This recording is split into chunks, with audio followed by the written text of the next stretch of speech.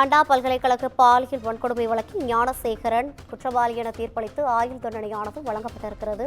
இதுகுறித்தான கருத்துக்களை பதிவு செய்வதற்காக நம்மோடு இணைந்திருக்கிறார் பாஜக மூத்த தலைவர் ராஜா அவர்கள். சார் வணக்கம் சார். அண்ணா பல்கலைக்கழக மாணவி பாலியல் வன்கொடுமை வழக்கில் பார்த்தீங்கன்னா ஞானசேகரன் குற்றவாளி என தீர்ப்பளித்த நிலையில் இன்று ஆயுள் தண்டனையானது வழங்கப்பட்டிருக்கிறது. இது குறித்தான உங்களுடைய முதற்கட்ட பார்வை சார்.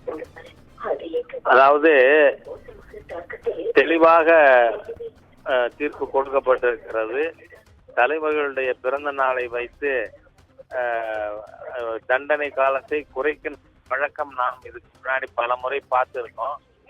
ஆகவே அந்த மாதிரி இல்லாமல் 30 ஆண்டுகள் முழுமையாக தண்டனை அனுபவிக்க வேண்டும் கொடுத்திருப்பது வரவேற்கத்தக்கது.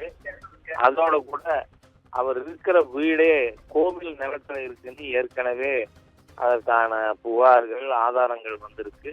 எனவே அந்த வீட்டினை கான்பிஸ்கேட் பண்ணி கோவிலுக்கே அதை ஒப்படைக்க வேண்டும் என்று கேட்டுக்கொள்கிறேன். பதிவு செய்தமைக்காக நன்றி சார்.